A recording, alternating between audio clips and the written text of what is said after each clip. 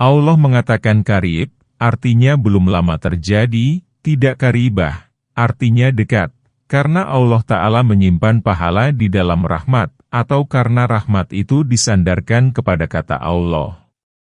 Namun, pendapat yang pertama lebih sahih. Wallahu alam. Dan dialah yang mengirimkan angin sebagai pembawa berita gembira sebelum kedatangan rahmatnya, hingga apabila angin itu telah membawa awan mendung, kami menghalaunya ke suatu negeri yang mati, lalu kami menurunkan hujan di daerah itu, maka kami mengeluarkan melalui hujan itu berbagai macam buah-buahan. Seperti itulah kami membangkitkan orang-orang yang telah mati, mudah-mudahan kamu mengambil pelajaran, ayat 57. Dan negeri yang baik, tanaman-tanamannya tumbuh subur dengan seizin Allah, dan negeri yang buruk tanaman-tanamannya hanya tumbuh merana. Demikianlah kami mengulangi tanda-tanda kebesaran bagi orang-orang yang bersyukur, ayat 58.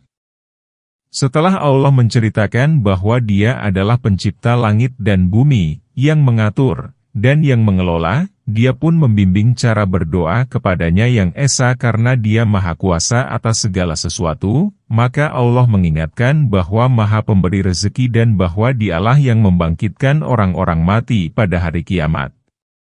Maka Dia berfirman, dan Dialah yang mengirimkan angin sebagai pembawa berita gembira. Penggalan ini senada dengan firman Allah, dan di antara tanda-tanda kekuasaannya ialah Dia mengirimkan angin sebagai pembawa berita gembira. Firman Allah Ta'ala, sebelum kedatangan rahmatnya, artinya sebelum hujan. Penggalan ini sejalan dengan firman Allah Ta'ala, dan Dialah yang menurunkan hujan sesudah mereka berputus asa dan menyebarkan rahmatnya. Dan Dialah yang Maha Pelindung dan Maha Terpuji, Surat Asy-Syura, ayat 28. Firman Allah Ta'ala, hingga apabila angin itu telah membawa awan mendung, yakni apabila angin itu membawa awan yang berat karena mengandung banyak air, maka ia semakin dekat jaraknya ke bumi untuk turun. Firman Allah Ta'ala, kami menghalaunya ke suatu negeri yang mati, yakni ke negeri yang mati dan tandus. Penggalan ini seperti firman Allah Ta'ala, dan merupakan suatu tanda bagi mereka ialah kami menghidupkan tanah yang mati. Oleh karena itu, Allah Ta'ala berfirman, maka kami mengeluarkan melalui hujan itu berbagai macam buah-buahan. Seperti itulah kami membangkitkan orang-orang yang telah mati. Yakni, sebagaimana kami menghidupkan tanah yang mati, maka seperti itu pula kami menghidupkan tubuh yang telah menjadi tulang belulang. Pada hari kiamat, Allah menurunkan air dari langit yang menghujan bumi selama 40 hari, maka tumbuhlah tubuh-tubuh manusia dari kuburnya seperti biji yang tumbuh di tanah. Allah mengumpamakan kejadian hari kiamat dengan proses penumbuhan tanah yang mati. Makna ini banyak dijumpai di dalam Al-Quran. Oleh karena itu, Allah Ta'ala berfirman, mudah-mudahan kamu mengambil pelajaran.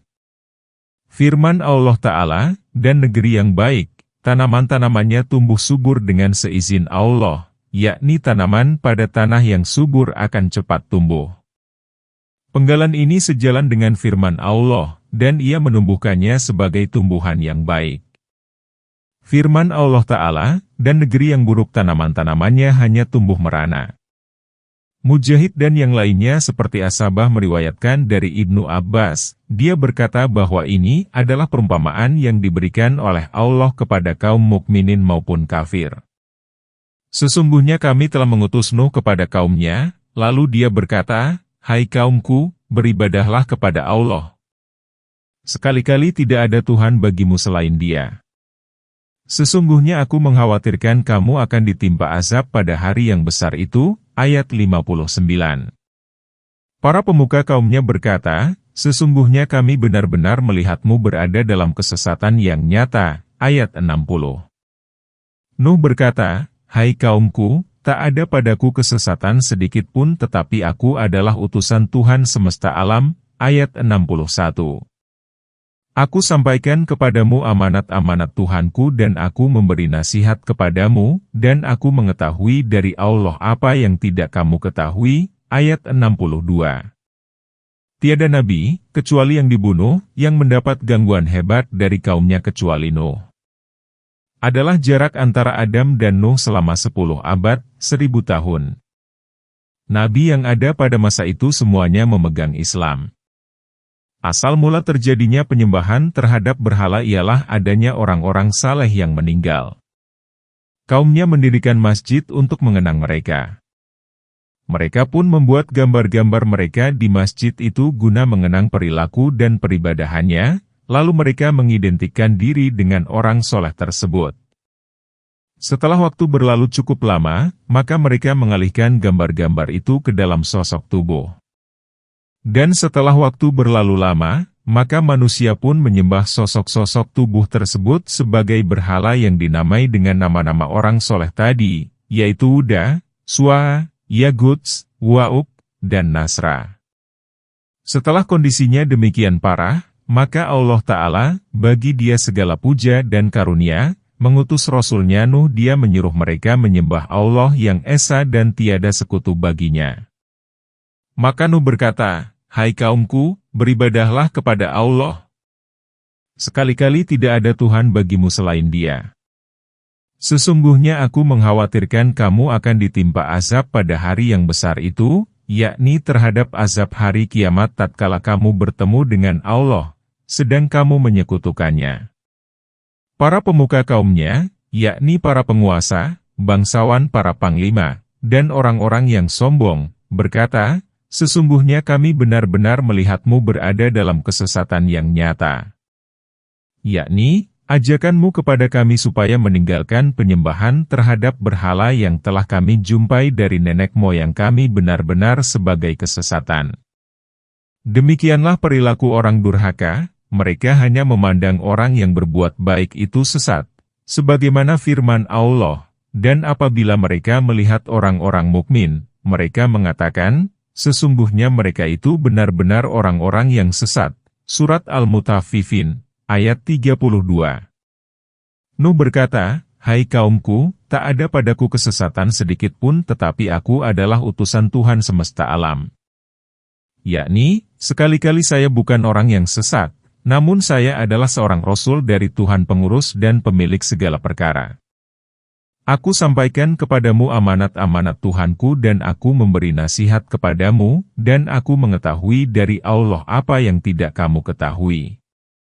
Demikianlah tugas Rasul, dia harus menjadi seorang penyampai, petuah bicaranya, pemberi nasihat, dan mengetahui Allah. Tidak ada seorang makhluk Allah pun yang mendapat sifat tersebut, selain para nabi itu. Hal ini ditegaskan dalam Sahih Muslim, sesungguhnya Rasulullah bersabda kepada para sahabatnya pada hari Arafah. Pada saat itu jumlah sahabat demikian banyak dan melimpah. Beliau bersabda, "Hai manusia, kamu akan ditanya tentang aku. Lalu, kamu akan menjawab bagaimana?" Khalayak berkata, "Kami bersaksi bahwa engkau telah menyampaikan risalah, menjalankan tugas, dan menasihati." Kemudian beliau mengacungkan telunjuknya ke langit, menudingkannya kepada khalayak seraya bersabda, "Ya Allah, persaksikanlah. Ya Allah, persaksikanlah. Dan apakah kamu merasa heran bila datang kepadamu peringatan dari Tuhanmu melalui seorang laki-laki dari kalanganmu agar dia memperingatkan kamu supaya kamu bertakwa dan mudah-mudahan kamu mendapat rahmat?" Ayat 63. Maka mereka mendustakannya, kemudian kami menyelamatkannya berikut orang-orang yang bersamanya di dalam bahtera, dan kami tenggelamkan orang-orang yang mendustakan ayat-ayat kami. Sesungguhnya mereka merupakan orang-orang yang buta. Ayat 64. Allah Ta'ala memberitahukan bahwa Nuh berkata kepada kaumnya, "Dan apakah kamu merasa heran?" Yakni, kamu jangan heran karena bukanlah suatu hal yang perlu diherankan apabila Allah mewahyukan kepada seseorang di antara kamu. Hal itu sebagai rahmat, kasih sayang, dan kebaikan Allah kepadamu. Orang itu dimaksudkan supaya memperingatkan kamu dan agar kamu memelihara diri dari siksa Allah dan agar kamu tidak menyekutukannya dengan apapun, dan mudah-mudahan kamu mendapat rahmat. Allah Ta'ala berfirman, maka mereka mendustakannya, yakni bersikukuh untuk mendustakannya, dan tidaklah beriman kepadanya kecuali segelintir orang. Kemudian kami menyelamatkannya berikut orang-orang yang bersamanya di dalam bahtera, dan kami tenggelamkan orang-orang yang mendustakan ayat-ayat kami. Penggalan ini seperti firman Allah, maka mereka ditenggelamkan karena berbagai kesalahannya. Firman Allah Ta'ala, sesungguhnya mereka merupakan orang-orang yang buta, yakni buta terhadap kebenaran, mereka tidak dapat melihatnya dan tidak beroleh petunjuk untuk meraihnya. Dalam kisah ini Allah menjelaskan bahwa Dia membinasakan musuh-musuh orang yang dilindunginya dan menyelamatkan Rasul-Nya serta orang-orang yang beriman. Allah Ta'ala berfirman, sesungguhnya kami benar-benar akan menolong para Rasul kami.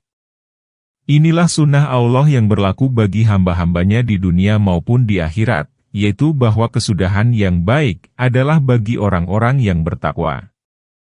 Ibnu Wahab meriwayatkan dari Ibnu Abbas bahwa jumlah orang yang selamat dalam bahtera Nuh sebanyak 80 orang. Dan kami mengutus kepada kaum Aad saudara mereka Hud. Ia berkata, hai kaumku, sembahlah Allah, sekali-kali tidak ada Tuhan bagimu selain Dia. Maka mengapa kamu tidak bertakwa kepadanya? Ayat 65. Pemuka-pemuka yang kafir dari kaumnya berkata, sesungguhnya kami benar-benar memandang kamu dalam keadaan kurang akal dan sesungguhnya kami menganggap kamu termasuk orang-orang yang berdusta. Ayat 66. Hud berkata, hai kaumku, tidak ada padaku kekurangan akal sedikit pun, tetapi aku ini adalah utusan Tuhan semesta alam. Ayat 67. Aku menyampaikan amanat-amanat Tuhanku kepadamu dan aku hanyalah pemberi nasihat yang terpercaya bagimu. Ayat 68. Apakah kamu merasa heran bila datang kepadamu peringatan dari Tuhanmu yang dibawa oleh seorang laki-laki di antaramu untuk memberi peringatan kepadamu? Dan ingatlah oleh kamu sekalian di waktu Allah menjadikan kamu sebagai pengganti-pengganti sesudah lenyapnya kaum Nuh. Dan Tuhan telah melebihkan kekuatan tubuh dan perawakanmu. Maka ingatlah nikmat-nikmat Allah supaya kamu mendapat keberuntungan. Ayat 69. Allah Ta'ala berfirman, sebagaimana kami telah mengutus Nuh kepada kaumnya, demikian pula kami mengutus Hud kepada kaum Aad. Mereka ialah kaum Aad yang pertama yang diceritakan oleh Allah sebagai anak cucu Aad bin Iram yang bertempat tinggal di bangunan-bangunan yang tinggi di darat, sebagaimana Allah Ta'ala berfirman, apakah kamu tidak memperhatikan bagaimana Tuhanmu berbuat terhadap kaum Aad? Yaitu penduduk Iram yang mempunyai bangunan-bangunan yang tinggi, yang belum pernah dibangun suatu bangunan seperti itu di kota-kota lain. Surat Al-Fajr, ayat 6-8. Hal itu karena kuat dan perkasanya mereka. Tempat tinggal mereka ialah di bukit-bukit pasir, daerah Yaman. Muhammad bin Ishaq meriwayatkan dari Abi Tufail Amir bin Wailah, dia berkata bahwa aku mendengar Ali berkata kepada seseorang dari Hadramaut, apakah kamu pernah melihat pasir merah yang dikelilingi batu-batu besar dan pasir itu ditumbuhi oleh pohon-pohon arak dan bidara, yang terletak di dekat Anu dan Anu di wilayah Hadramaut? Apakah kamu pernah melihatnya? Orang itu menjawab, benar, wahai Amirul Mukminin. Demi Allah, sesungguhnya engkau menyifatinya laksana orang yang pernah melihatnya.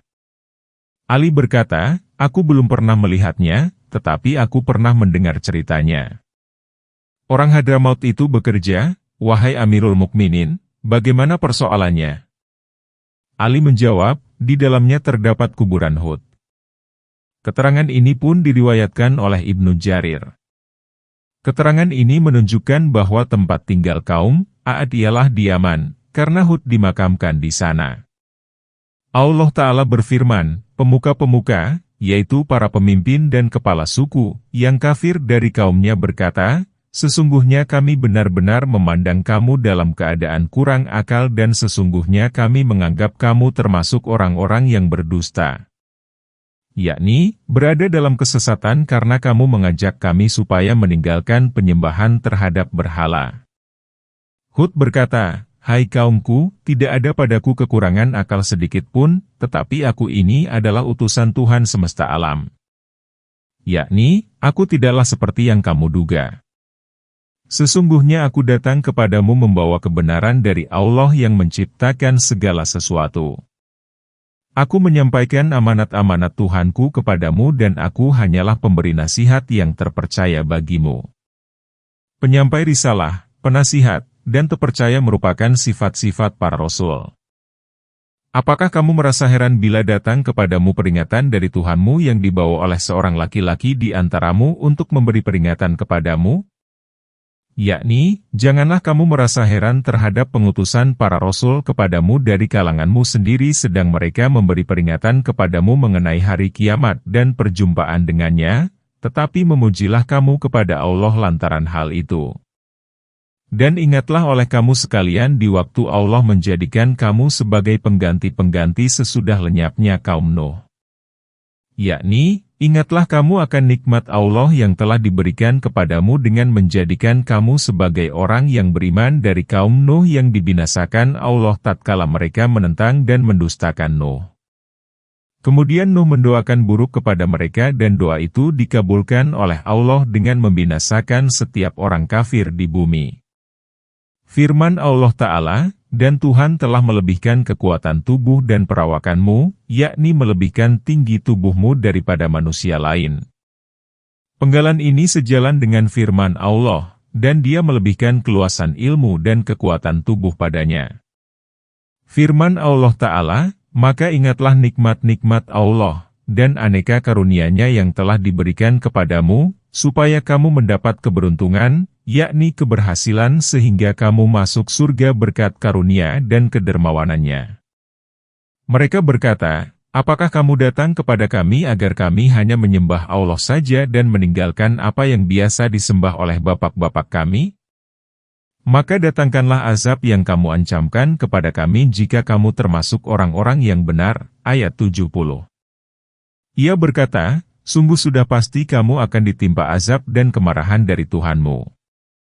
Apakah kamu sekalian hendak berbantah dengan aku tentang nama-nama yang kamu beserta nenek moyangmu menamakannya, padahal Allah sekali-kali tidak menurunkan alasan untuk itu? Maka tunggulah. Sesungguhnya aku juga termasuk orang yang menunggu bersama kamu. Ayat 71. Maka kami menyelamatkannya berikut orang-orang yang bersama dengan dia dengan rahmat kami, dan kami menumpas orang-orang yang mendustakan ayat-ayat kami, dan mereka bukanlah orang-orang yang beriman. Ayat 72. Allah Ta'ala memberitahukan ihwal kemungkaran, penolakan, dan kedurhakaan kaum Aad kepada Hud. Apakah kamu datang kepada kami agar kami hanya menyembah Allah saja? Penggalan ini seperti ucapan kaum kafir Quraisy, ya Allah, jika betul Al-Quran ini, ialah yang benar dari sisi Engkau, maka hujanilah kami dengan batu dari langit, atau datangkanlah kepada kami azab yang pedih. Surat Al-Anfal, ayat 32. Muhammad bin Ishaq dan ulama lainnya mengatakan bahwa kaum Aad menyembah sejumlah berhala. Ada berhala yang dinamai Syamat, Syamud, dan ada pula yang dinamai Al-Hana. Oleh karena itu, Hud berkata, sungguh sudah pasti akan ditimpa azab dan kemurkaan dari Tuhanmu. Yakni, karena ucapanmu itu, maka kamu pasti akan ditimpa oleh siksa, azab, dan kemurkaan dari Tuhanmu. Apakah kamu sekalian hendak berbantah dengan aku tentang nama-nama yang kamu beserta nenek moyangmu menamakannya? Padahal Allah sekali-kali tidak menurunkan alasan untuk itu? Yakni, apakah kamu akan berdebat denganku ihwal berhala-berhala yang dinamai Tuhan oleh kamu dan nenek moyangmu, padahal Tuhan itu tidak dapat memberi manfaat dan mudarat dan Allah pun tidak memberimu alasan dan dalil yang membolehkan penyembahannya. Oleh karena itu, Allah Ta'ala berfirman, Allah sekali-kali tidak menurunkan alasan untuk itu? Maka tunggulah. Sesungguhnya aku juga termasuk orang yang menunggu bersama kamu. Penggalan ini merupakan ancaman Rasulullah terhadap kaumnya. Oleh karenanya, maka penggalan itu diikuti oleh firman Allah Ta'ala, maka kami menyelamatkannya berikut orang-orang yang bersama dengan dia dengan rahmat kami, dan kami menumpas orang-orang yang mendustakan ayat-ayat kami, dan mereka bukanlah orang-orang yang beriman. Sesungguhnya Allah telah menceritakan gambaran penyiksaan atas mereka dalam ayat-ayat lain bahwa Dia telah mengutus angin yang sangat dingin, tidak ada satu perkara pun yang diterpanya melainkan ia binasa. Allah Ta'ala berfirman, adapun kaum Aad, maka mereka telah dibinasakan dengan angin yang sangat dingin lagi amat kencang. Allah menimpakan angin itu kepada mereka selama 7 malam 8 hari secara terus-menerus. Maka kamu lihat kaum Aad pada waktu itu mati bergelimpangan seakan-akan mereka tunggul-tunggul pohon kurma yang lapuk. Kamu tidak melihat seorang pun yang tinggal di antara mereka. Surat Al-Haqqah, ayat 6-8. Setelah mereka durhaka dan congkak, maka Allah membinasakan mereka dengan angin yang sangat dingin lagi kencang.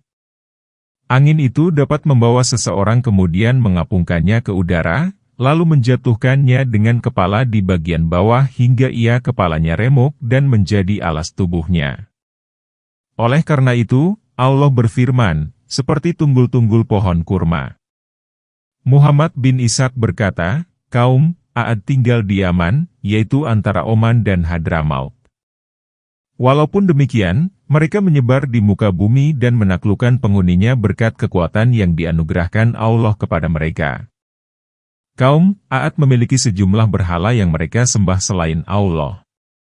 Maka Allah mengutus Hud kepada mereka. Hud berasal dari keturunan yang postur tubuhnya sedang dan memiliki kedudukan yang baik. Hud menyuruh mereka mengesahkan Allah, melarang mereka menciptakan Tuhan lain selain Dia, dan tidak menzalimi manusia.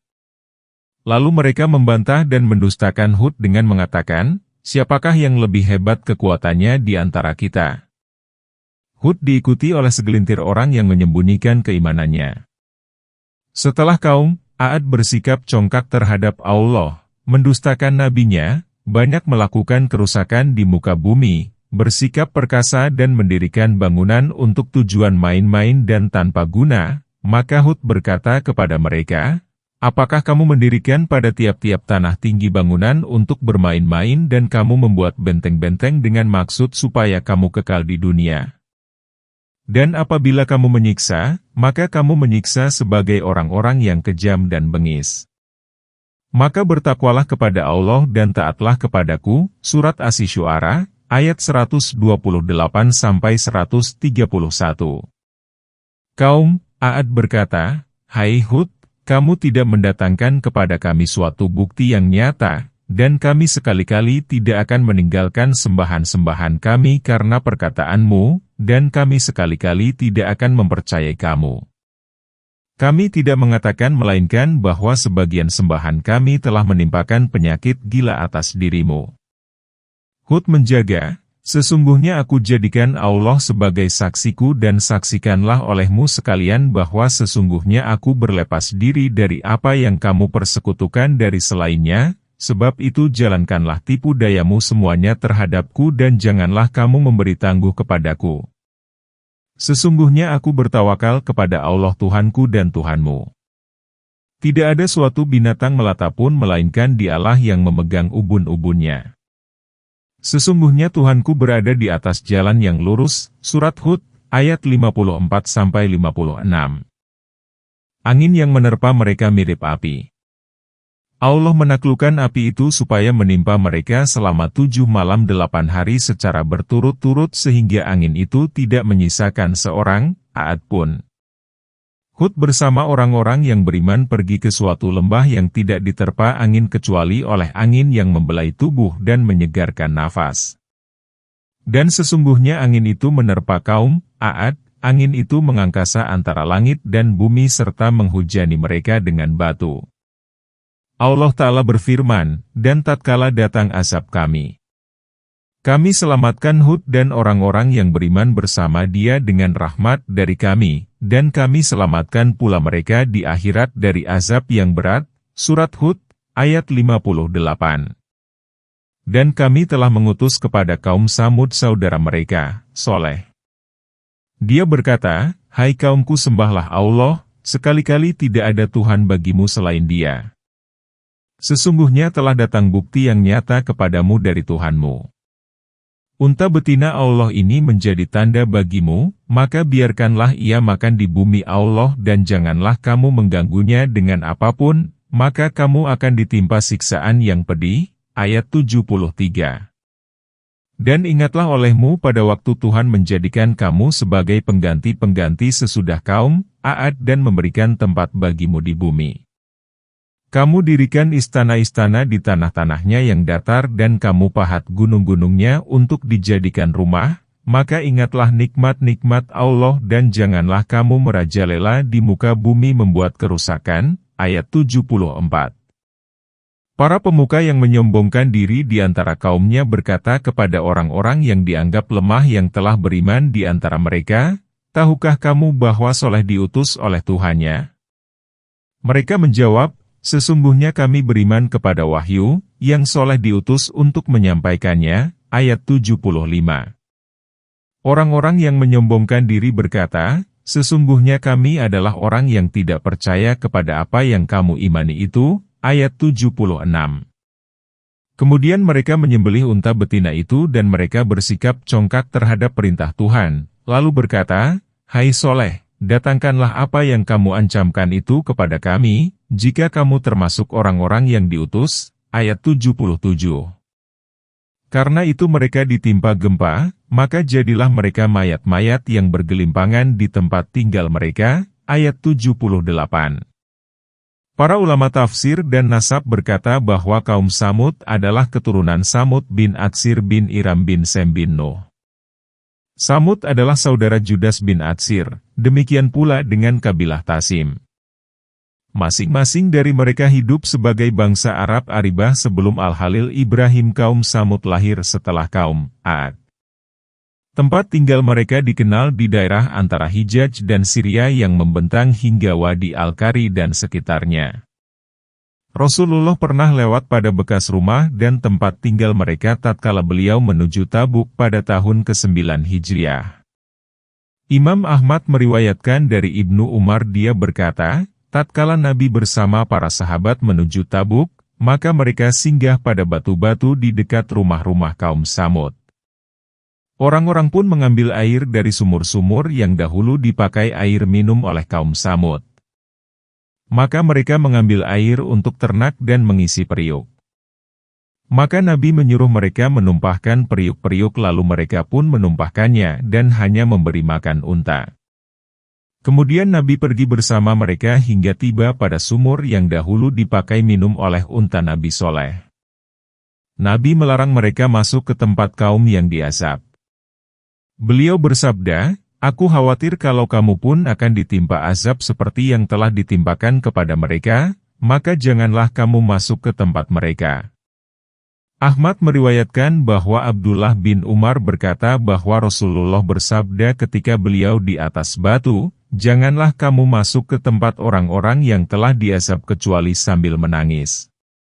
Jika kamu tidak menangis, maka janganlah masuk karena khawatir kamu akan ditimpa musibah yang dahulu menimpa mereka."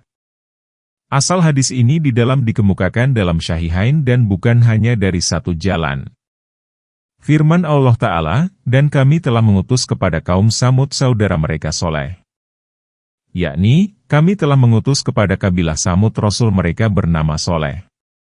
Dia berkata, "Hai kaumku, sembahlah Allah. Sekali-kali tidak ada Tuhan bagimu selain Dia." Demikianlah yang dikemukakan oleh para Rasul.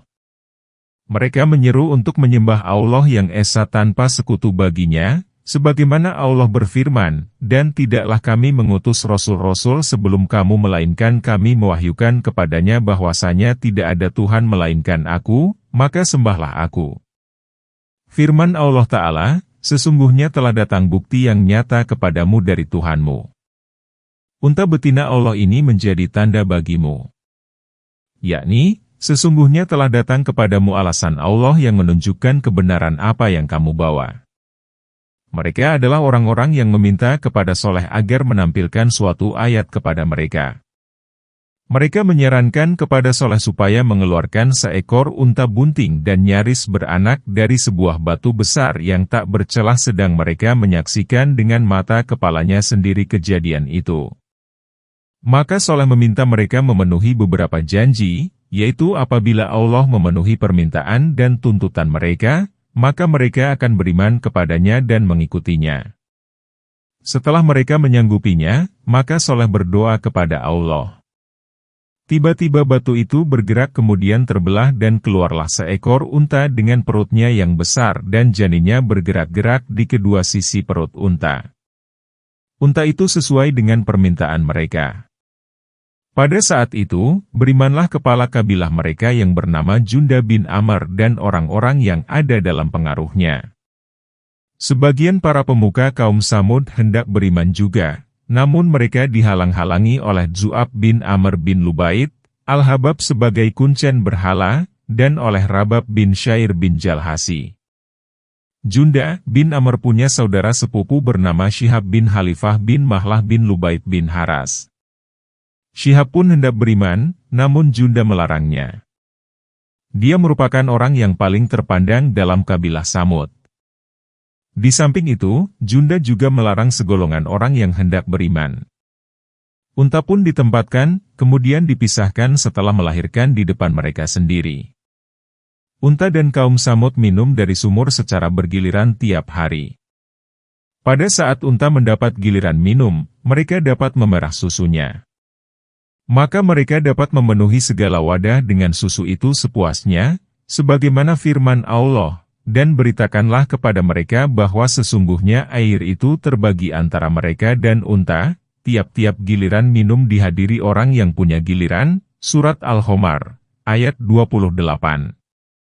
Dan firman Allah Ta'ala, Soleh menjawab, ini seekor unta betina. Ia memiliki giliran untuk mendapatkan air dan kamu mempunyai giliran pula untuk mendapatkan air di hari tertentu, Surat Asy-Syu'ara, ayat 155. Unta itu berkeliaran ke beberapa lembah di sana. Ia berlari dari jalan yang satu dan keluar dari jalan yang lain agar merasa leluasa karena tak tahan kekurangan air. Perbuatan unta semacam itu menimbulkan kekhawatiran dan merupakan pemandangan yang mengerikan. Jika unta itu melewati ternak mereka, maka ternak mereka itu berlarian. Setelah hal itu berlangsung lama dan pendustaan mereka kepada Soleh semakin kuat, maka mereka hendak membunuhnya guna mendapatkan semua air. Dikatakan bahwa mereka semua bersepakat untuk membunuhnya. Qatadah berkata bahwa sampai pula kepadaku cerita yang mengatakan bahwa si pembunuh unta menemui setiap orang untuk meminta persetujuannya ihwal pembunuhan unta, termasuk menemui wanita-wanita yang ada di kemahnya dan anak-anak. Saya berpandangan bahwa cerita itu jelas seperti yang dimaksud oleh firman Allah, maka mereka mendustakan Soleh, lalu mereka membunuh unta. Maka Tuhan membinasakan mereka disebabkan dosa mereka, lalu Allah meratakan mereka dengan tanah, Surat Asy-Syams, ayat 14. Jadi, pembunuhan itu berdasarkan kesepakatan dan persetujuan kaum Samud. Tatkala mereka melakukan hal itu dan selesai menyembelih unta serta beritanya sampai kepada Soleh, maka dia menemui mereka ketika mereka sedang berkumpul. Tatkala dia melihat unta itu maka dia menangis lalu berkata, bersenang-senanglah kamu di rumah-rumahmu selama 3 hari. Mereka membunuh unta pada hari Rabu. Pada sore harinya, ke-9 kabilah Samud berniat membunuh Soleh. Allah berfirman, mereka berkata, bersumpahlah kamu dengan nama Allah bahwa kita sungguh-sungguh akan menyerangnya dengan tiba-tiba beserta keluarganya di malam hari, kemudian kita katakan kepada pewarisnya bahwa kita tidak menyaksikan kematian keluarganya itu, dan sesungguhnya kita adalah orang-orang yang benar.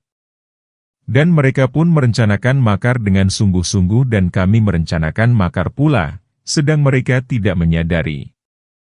Maka perhatikanlah betapa sesungguhnya akibat makar mereka itu, Surat An-Naml, ayat 49-51. Setelah mereka merencanakan hal itu dan hendak melaksanakannya, malam pembunuhan terhadap Nabi Allah pun tiba, maka Allah Ta'ala dan kepunyaan Dia dan Rasul-Nya kemuliaan itu, mengirimkan batu yang kemudian menghujani mereka. Pada hari Kamis, yaitu hari pertama penantian turunnya siksa, wajah kaum Samud menjadi kuning sebagaimana diancamkan oleh Soleh kepada mereka. Pada hari penantian kedua, yaitu hari Jumat, wajah mereka memerah. Dan pada hari ketiga dari kesempatan untuk mengecap kesenangan, yaitu hari Sabtu, wajah mereka menghitam. Pada dini hari di hari Ahad tubuh mereka kaku dan mereka duduk sambil menanti datangnya azab Allah dan siksanya, naudzubillah. Mereka tidak mengetahui apa yang akan ditimpakan oleh Allah kepada mereka dan bagaimana azab itu datang menimpa mereka. Pada hari Ahad, belum lagi matahari terbit, maka datanglah suatu pekikan dari langit dan berguncanglah gempa yang dahsyat dari bawah mereka. Maka nyawa pun melayang dan tubuh pun binasa dalam waktu sekejap. Maka jadilah mereka mayat-mayat yang bergelimpangan di tempat tinggalnya. Tidak seorang pun dari kaum Samud yang luput, baik anak-anak maupun orang tua, laki-laki maupun perempuan. Para ulama mengatakan bahwa semuanya mati dengan cara demikian kecuali seorang wanita penjaga bernama Kalbah binti Salik. Ada pula yang mengatakan ia bernama Zariyah. Dia wanita kafir dan sangat memusuhi Soleh setelah dia melihat apa yang dilihatnya dan apa yang akan menimpa kaumnya, maka dia meminta air minum kepada orang-orang. Tatkala dia minum, maka dia pun mati. Diriwayatkan bahwa ada seorang laki-laki bernama Abu Ragal.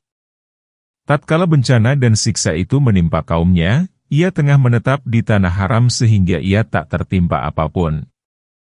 Namun, tatkala pada suatu hari ia keluar dari tanah haram ke tempat lain, maka ia pun ditimpa batu dari langit hingga dia pun mati.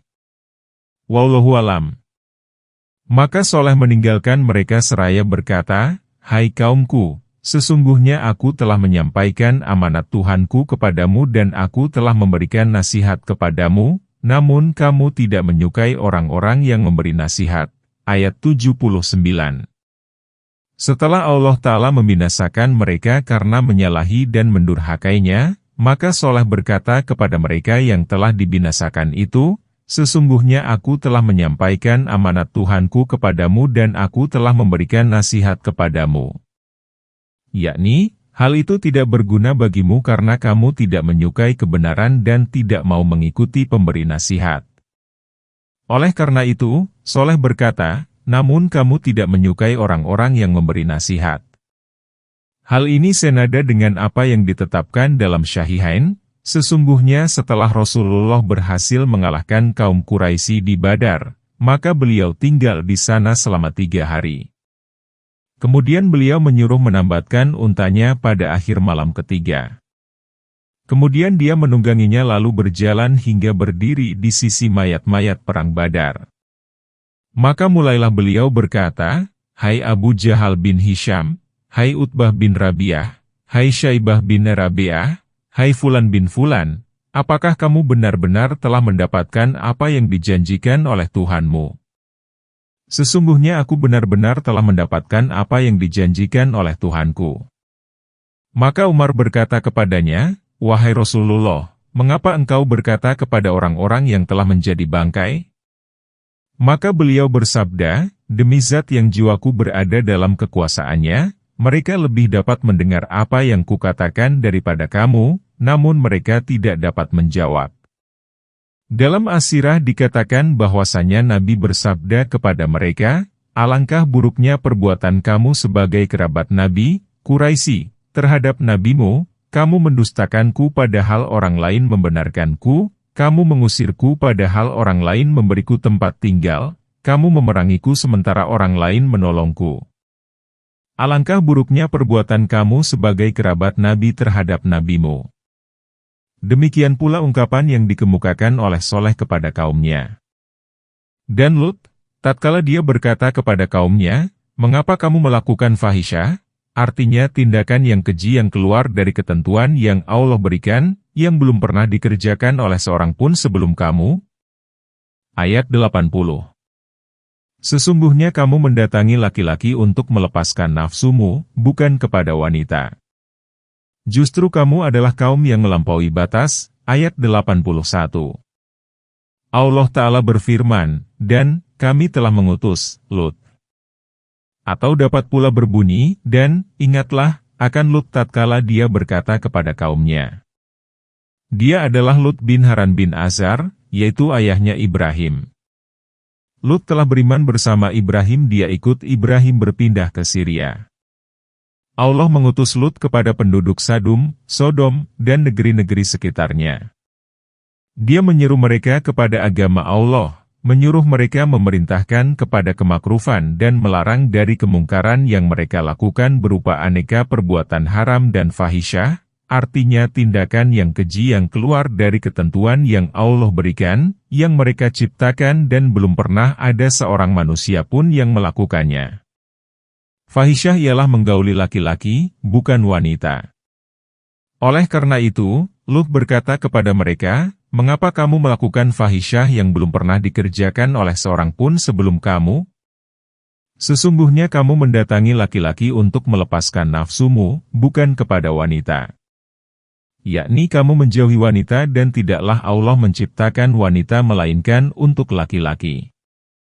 Hal itu merupakan perbuatan yang melampaui batas karena telah menempati sesuatu bukan pada tempat semestinya. Dalam ayat lain Lut berkata kepada mereka, mereka adalah anak-anak perempuanku jika kamu hendak melakukannya. Lut menunjukkan kepada mereka putri-putrinya. Kemudian mereka berdalih bahwa dirinya tidak menyukai wanita. Mereka menjawab, sesungguhnya kamu telah tahu bahwa kami tidak mempunyai keinginan terhadap putri-putrimu, dan sesungguhnya kamu tentu mengetahui apa yang sebenarnya kami kehendaki. Surat Hud, ayat 79. Yakni, sesungguhnya kamu sudah tahu bahwa kami tidak bernafsu kepada wanita, dan sesungguhnya kamu pun mengetahui maksud kami terhadap tamu-tamu kamu dan hubungannya dengan mereka. Para mufasir mengatakan bahwa kaum laki-laki merasa cukup dengan laki-laki lagi, demikian pula dengan kaum wanitanya yang tak lagi memerlukan laki-laki. Jawaban kaumnya tidak lain hanyalah mengatakan, usirlah mereka dari kotamu ini. Sesungguhnya mereka ialah orang-orang yang berpura-pura mensucikan diri, ayat 82. Yakni, tidaklah mereka menjawab Lut kecuali dengan niat untuk mengusir dan mengenyahkan Lut berikut para pengikutnya dari tengah-tengah mereka. Maka Allah Ta'ala mengeluarkan Lut dalam keadaan selamat dan dia membinasakan mereka di negerinya sendiri dalam keadaan terhina dan dihinakan. Firman Allah Ta'ala, sesungguhnya mereka ialah orang-orang yang berpura-pura menyucikan diri. Qatadah berkata bahwa kaum Lut menuduh mereka aib padahal tidak aib. Mujahid menafsirkan bahwa mereka adalah manusia yang memandang suci bila pria atau wanita digauli pantatnya. Maka kami menyelamatkan dia dan keluarganya kecuali istrinya, ia termasuk orang-orang yang tertinggal. Ayat 83. Dan kami turunkan kepada mereka hujan, maka perhatikanlah bagaimana kesudahan orang-orang yang berdosa itu. Ayat 84. Allah Ta'ala berfirman bahwa maka kami menyelamatkan dia dan keluarganya. Yakni tidak ada seorang pun yang beriman kepada Lut kecuali ahli baitnya, sebagaimana Allah Ta'ala berfirman, lalu kami keluarkan orang-orang yang beriman yang berada di negeri kaum Lut itu. Dan kami tidak mendapati di negeri itu kecuali sebuah rumah dari orang-orang yang berserah diri. Surat Az-Zariyat, ayat 35 dan 36. Kecuali istrinya karena dia bukanlah orang yang beriman kepada Lut, namun memeluk agama kaumnya. Dia menyalahi Lut dan yang memberitahukan kepada kaum Lut ihwal kedatangan para tamu Lut melalui isyarat yang dipahami oleh kedua pihak. Oleh karena itu, Lut diperintahkan supaya mengungsikan keluarganya yang beriman, diperintahkan supaya istrinya tidak diberitahu tentang akan datangnya azab dan dilarang membawa istrinya keluar dari negeri Lut. Oleh karena itu Allah Ta'ala berfirman, kecuali istrinya, ia termasuk orang-orang yang tertinggal, yakni yang tidak ikut mengungsi. Ada pula yang menafsirkan ayat ini dengan, termasuk orang-orang yang dibinasakan. Penafsiran ini merupakan penafsiran dengan keharusan yang mereka terima. Firman Allah Ta'ala, dan kami turunkan kepada mereka hujan, ditafsirkan oleh ayat lain yang berbunyi, dan kami hujani mereka dengan batu dari tanah yang dibakar dengan bertubi-tubi, yang diberi tanda oleh Tuhanmu dan siksaan itu tiadalah jauh dari orang-orang yang zalim. Surat Hud, ayat 82 dan 83.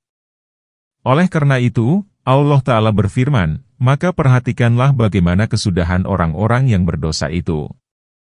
Yakni, perhatikanlah, hai Muhammad, bagaimana kesudahan orang-orang yang berani melakukan kemaksiatan terhadap Allah Azza wa Jalla, Allah yang Maha Mulia dan Maha Besar, dan mendustakan para Rasul-Nya. Para ulama berikhtilaf, berbeda pendapat, mengenai cara menghukum orang yang melakukan perbuatan yang dilakukan oleh kaum Lut. Hukuman yang sahih ialah sebagaimana dipahami dari sabda Nabi, barang siapa yang menemukan orang yang melakukan perbuatan kaum Lut, maka bunuhlah orang yang mengerjakan, melakukan, maupun orang yang dikerjai, diperlakukan. Adapun menggauli istri dari duburnya, maka yang demikian disebut sodomi kecil. Menurut ijma ulama itu perbuatan haram. Terdapat banyak hadis Nabi mengenai hal itu, seperti telah dikemukakan tatkala menafsirkan surat Al-Baqarah ayat 222.